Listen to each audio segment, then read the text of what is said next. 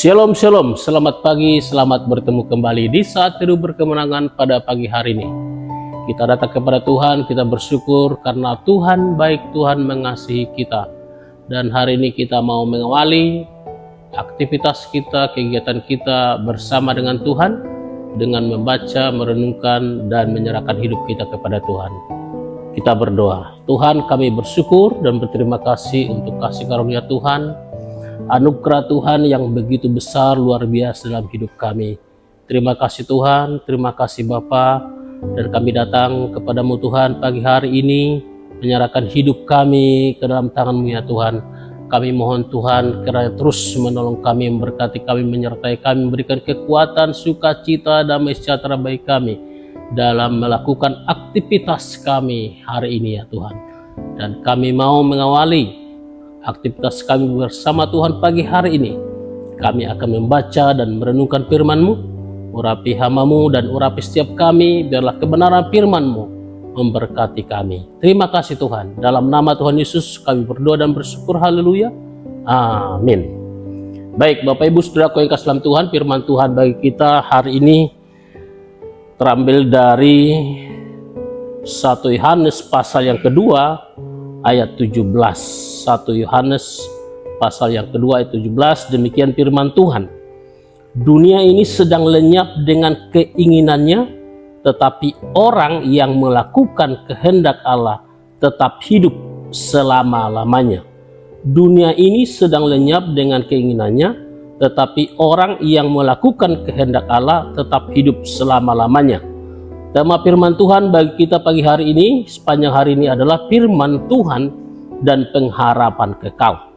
Saudaraku yang kasih dalam Tuhan, kita menemukan kata tetap hidup dalam ayat yang kita baca ini.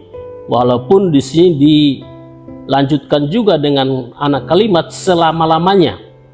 Nah, saudaraku yang kasih dalam Tuhan, tetap hidup dalam bahasa Yunani yaitu meno, artinya terus ada tanpa akhir, menunjukkan pengharapan kekal, atau dengan kata lain berbicara tentang pengharapan kekal. Jadi firman Tuhan itu memberikan pengharapan kekal bagi saudara dan saya. Oleh firman itu kita memiliki apa yang disebut dengan pengharapan kekal. Saudaraku yang kasih dalam Tuhan, kalau kata tetap hidup dalam bahasa Yunani tadi adalah berbicara tentang pengharapan kekal, maka ketika firman Tuhan dalam ayat ini berkata dunia ini sedang lenyap dengan keinginannya, nah itu berarti berbicara tentang orang-orang yang punya keinginan.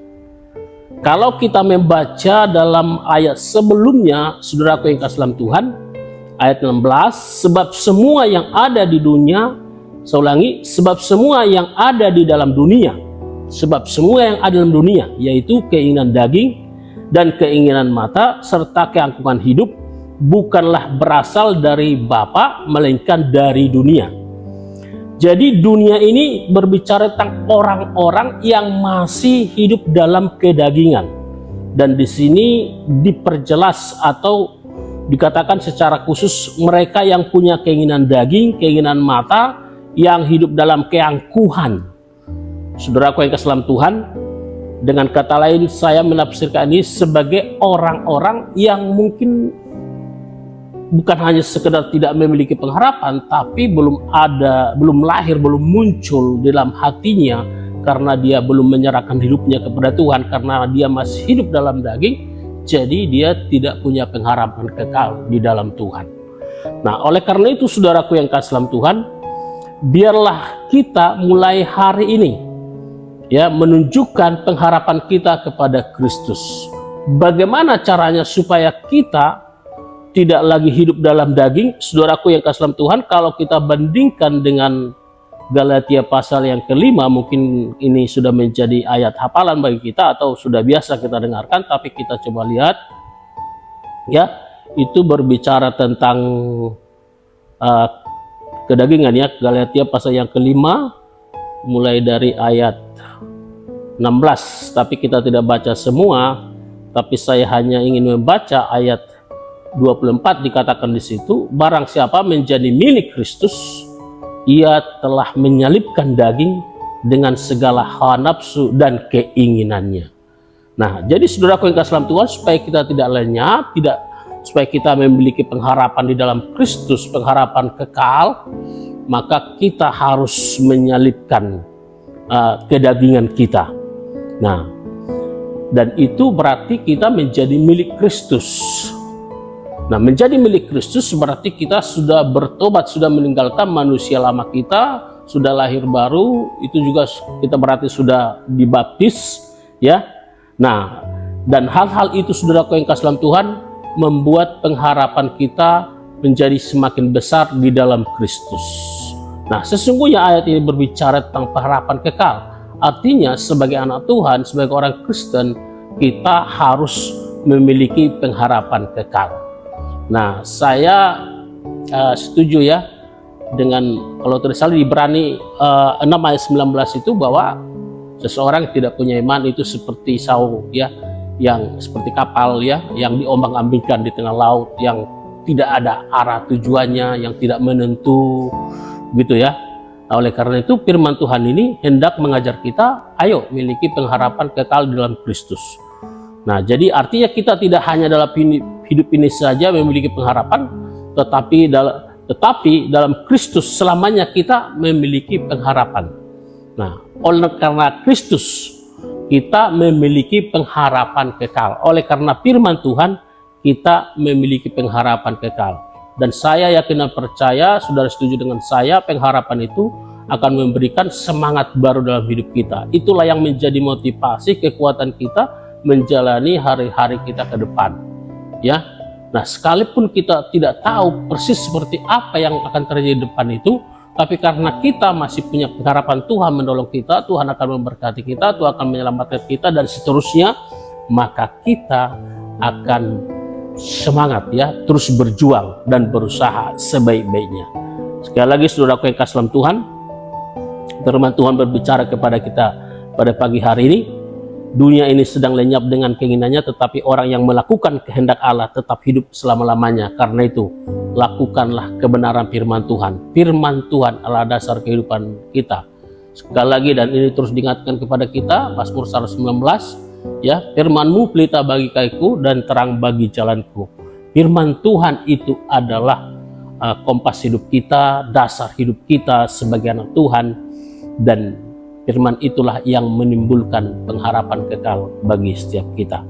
Kiranya kebenaran firman Tuhan memberkati kita pada pagi hari ini dan membuat kita semakin memiliki pengharapan yang kekal di dalam Tuhan. Mari kita berdoa. Tuhan, kami bersyukur untuk kebenaran firman-Mu yang kembali mengingatkan kami supaya kami memiliki pengharapan kekal, dan firman-Mu adalah dasar kehidupan kami.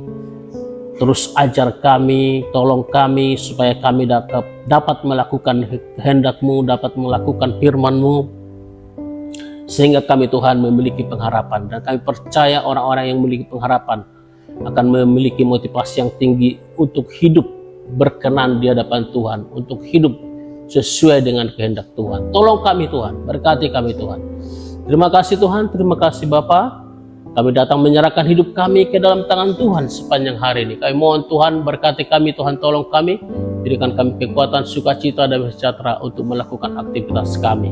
Kami datang Tuhan menyerahkan hidup kami. Kalau di antara kami Tuhan ada yang sakit Tuhan, kami mohon kepada Tuhan, Tuhan Engkau sembuhkan, yang lemah Engkau kuatkan, yang berduka Engkau hiburkan, yang punya masalah apapun Tuhan, masalah keluarga Tuhan, masalah pekerjaan, keuangan Tuhan, masalah dalam rumah tangga Tuhan, kami percaya Engkau Tuhan sanggup menolong kami, memberikan jalan keluar bagi kami, untuk kami muncul sebagai pemenang Tuhan, dan kami percaya Tuhan bersama kami akan menjadi pemenang. Terima kasih Tuhan Yesus, terima kasih Bapa, Engkau Allah yang luar biasa, Engkau Allah yang kekal bagi kami. Terima kasih Tuhan, sekali lagi kami menyerahkan hidup kami. Dalam nama Tuhan Yesus kami berdoa dan bersyukur. Haleluya, amin. Kiranya kebenaran firman Tuhan memberkati kita pada pagi hari ini. Tetap semangat lakukan kehendak Tuhan, lakukan firman Tuhan, dan terus berpengharapan kekal di dalam Kristus. Shalom untuk kita semua. Amin.